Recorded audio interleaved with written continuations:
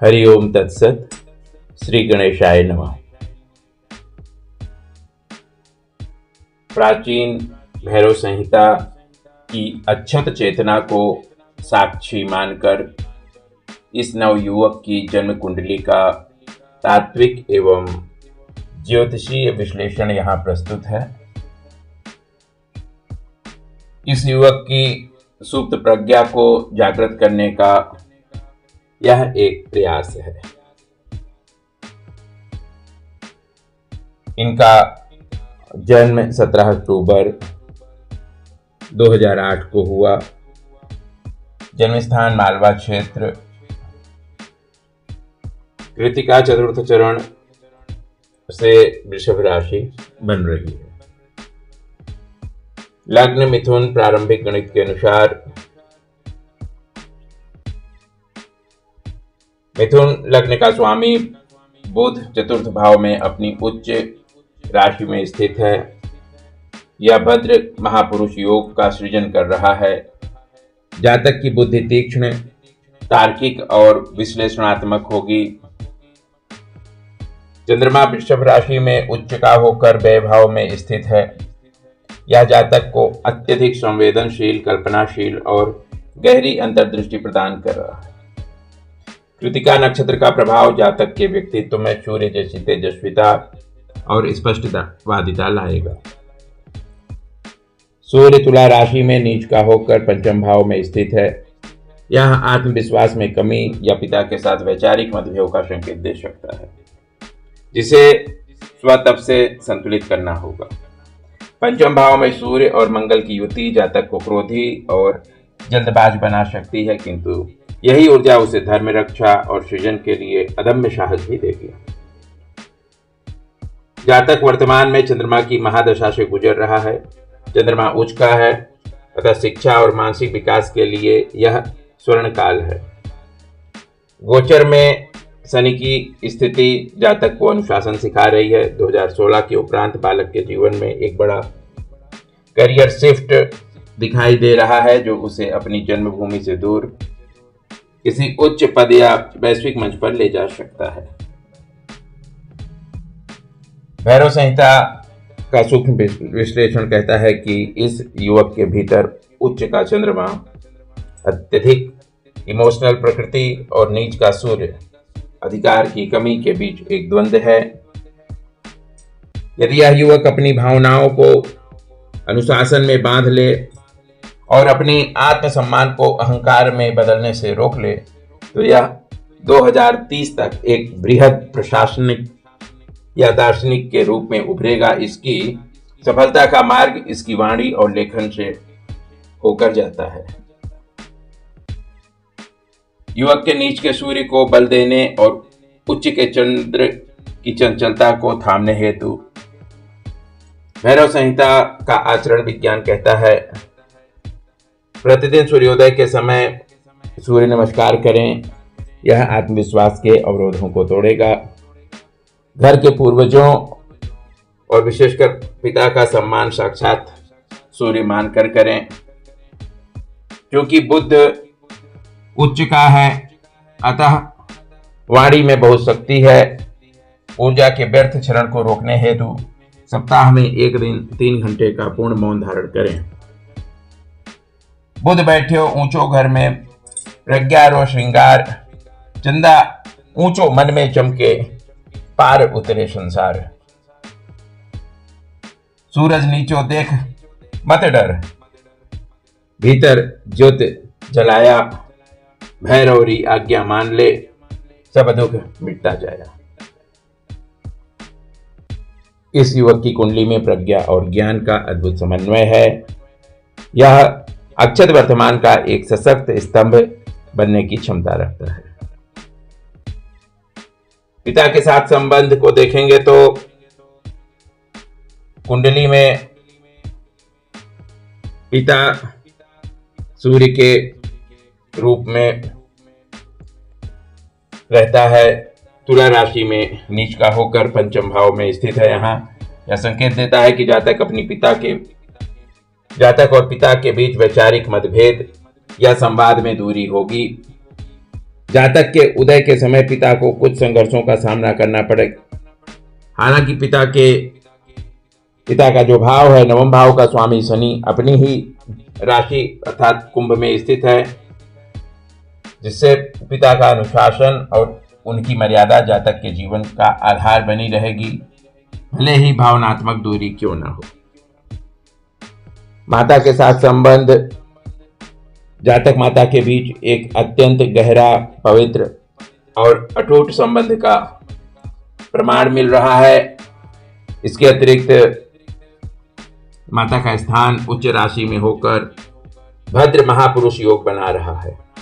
इसका अर्थ है कि जातक को माता से न केवल अपार स्नेह बल्कि बुद्धि, संस्कार और पारिवारिक सुख भी श्रेष्ठ स्तर का प्राप्त होगा। जातक अपनी माता के लिए अत्यंत भाग्यशाली सिद्ध होगा। यह जातक माता का लाडला और पिता के लिए अनुशासन का पाठ सिद्ध होगा। माता इसकी प्रेरणा बनेगी और पिता इसके व्यक्तित्व को गढ़ने वाले कठोर मूर्तिकार। चंद्रो ऊंचो मातरी ममता, बुध देवे सुख धाम, सूरज नीचो पिता सुदूरी, धीरज सु बढ़ से काम।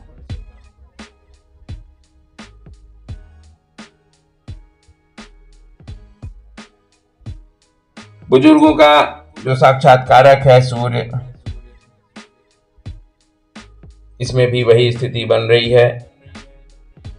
जातक अपनी माता और घर के बुजुर्गों के प्रति अत्यंत सेवाभावी और कर्तव्यपरायण दिखाई दे रहा है। यह जातक बुजुर्गों की सेवा तो करेगा, लेकिन आदेश मानने में थोड़ा ढीला रहेगा।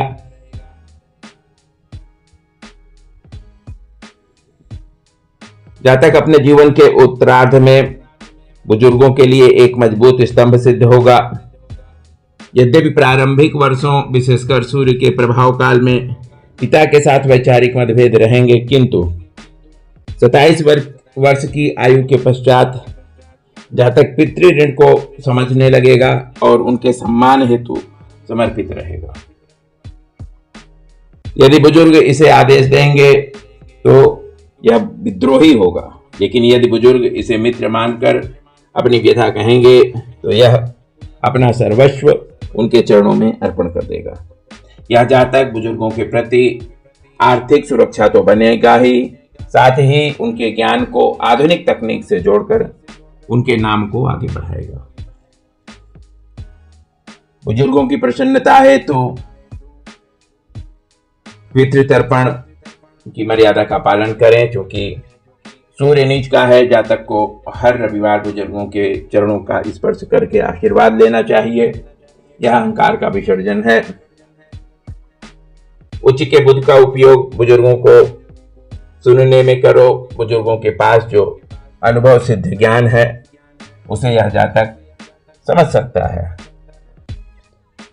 बापू रो सूरज नीचो है, मत करियो कोई वादा, मर्यादा में रहेगो तो मिलशी खूब आशीर्वादा। माए और बड़े बुजुर्ग थारी बुद्धि का आधार, बुद्ध ऊंचो सेवा करे सुख पावे घर बार।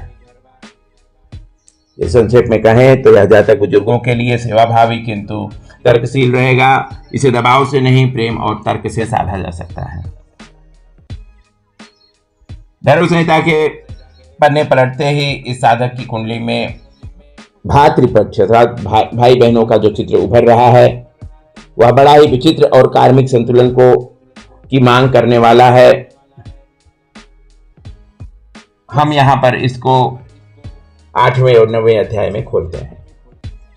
8वें अध्याय में तृतीय भाव, सहज भाव, छोटे भाई बहन का, यह जातक की कुंडली में तृतीय भाव का स्वामी सूर्य है। सूर्य पंचम भाव से में नीच होकर मंगल के साथ स्थित है। तृतीय भाव में स्वयं शनि विराजमान है। एकादश भाव अर्थात बड़े भाई बहन, एकादश भाव का स्वामी मंगल है जो नीच के सूर्य के साथ युति कर रहा है। इसका अर्थ यह हुआ कि जातक अपने भाई बहनों के प्रति बहुत जिम्मेदार रहे किंतु साथ ही वह एक दूरी या ठिठुरन भी पैदा कर रहा है। जातक अपने भाई बहनों के लिए एक अनुशासक या पिता की भांति व्यवहार कर सकता है, जो उन्हें कभी कभी अखर सकता है।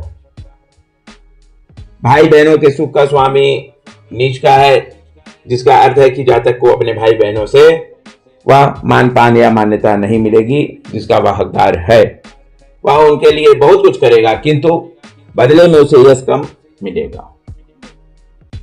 जातक के भाई बहनों के साथ वैचारिक मतभेद की प्रबल संभावना है। विशेषकर जायदाद या अधिकारों को लेकर भविष्य में तीखी बहस हो सकती है। अपने छोटे भाई बहनों का रक्षक तो बनेगा, किंतु उनके साथ उसकी पटरी बैठना कठिन है। यह जातक अपने भाई बहनों के लिए अदृश्य पिलर सिद्ध होगा। भाई बहन इसे कठोर या घमंडी समझ सकते हैं, किंतु संकट के समय यही वो सबसे पहले खड़ा होगा। इसे सलाह है कि यह उनसे भावनात्मक बदले की अपेक्षा न रखे। इसका धर्म केवल कर्तव्य का पालन करना है। भाई बहनों के लिए जो भी करें उसे सती माता के चरणों में अर्पित करें। उनसे प्रशंसा की इच्छा ही ज्वलन का कारण बनेगी। जब भी भाई बहनों से विवाद हो, मौन धारण कर लें। अपनी चुप्पी ही आपकी जीत है। तीजा घर में सनी बैठ्यो, भारी जिम्मेवारी, सूरज नीचो हो गयो, यस में पड़ी बीमारी।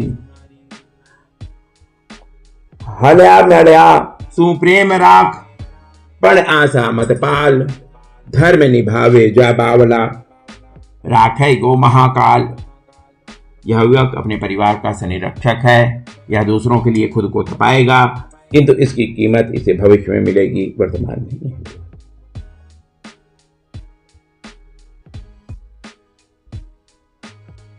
आगे बढ़ते हैं अष्टम भाव में।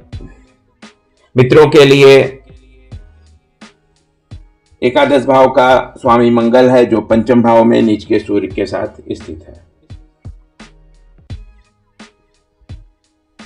मित्र अपनी समस्याओं के समाधान हेतु इसकी ओर खींचे चले आएंगे। इसे अक्सर ऐसे मित्र मिलेंगे जो इसकी बौद्धिक क्षमता का लाभ तो लेंगे, किंतु श्रेय देते समय पीछे हट जाएंगे। क्रेडिट ज्यादा नहीं मिलेगा। इसे ऐसे मित्रों और ऐसे भ्रमित लोगों से बचना चाहिए।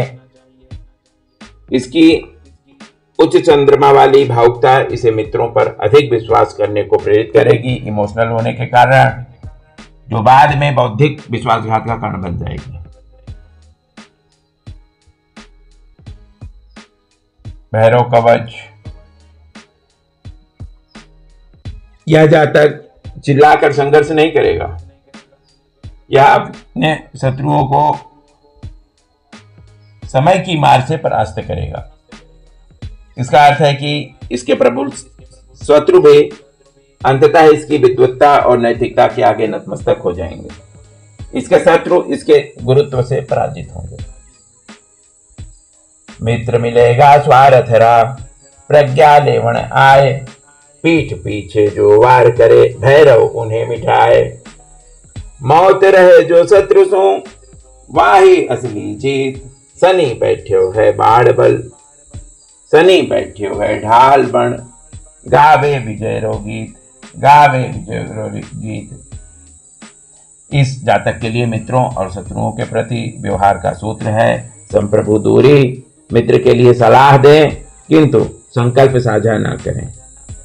शत्रुओं के लिए संघर्ष ना करें, केवल अपनी ऊंचाई बढ़ाएं, धीरज रखें। इसकी ऊंचाई ही शत्रुओं के लिए सबसे बड़ा दंड सिद्ध होगी।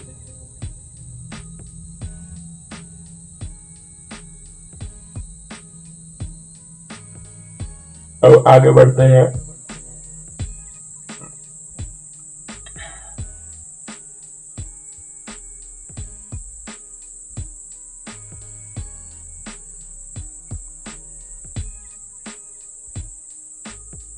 परिवार के बारे में देख लीजिए।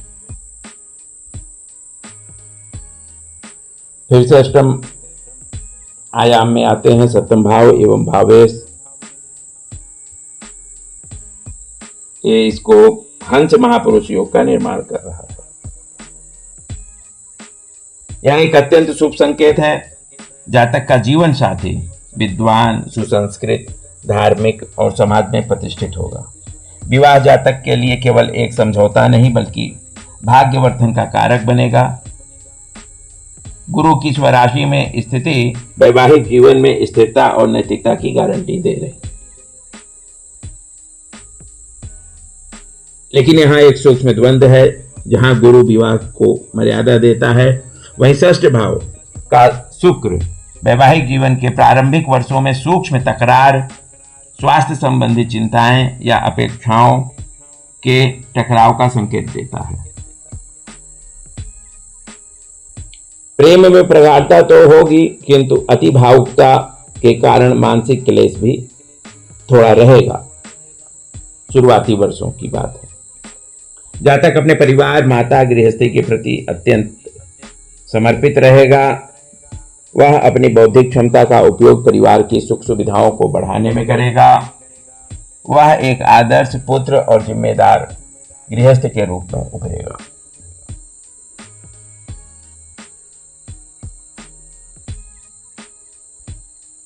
जीवन साथी कुलीन और संभवतः शिक्षा या न्याय के क्षेत्र से जुड़ा रहेगा। संतान सुख उत्तम रहेगा।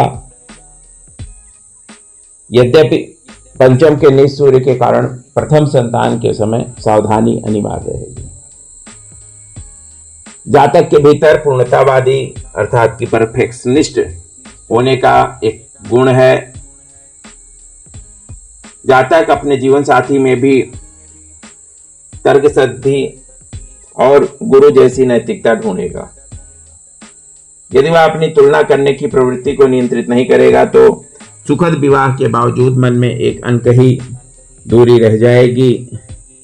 पारिवारिक दायित्वों के मामले में यह युवक अपने वंश की खोई हुई प्रतिष्ठा को पुनः स्थापित करेगा। इसका गृहस्थ आश्रम समाज के लिए एक उदाहरण बनेगा।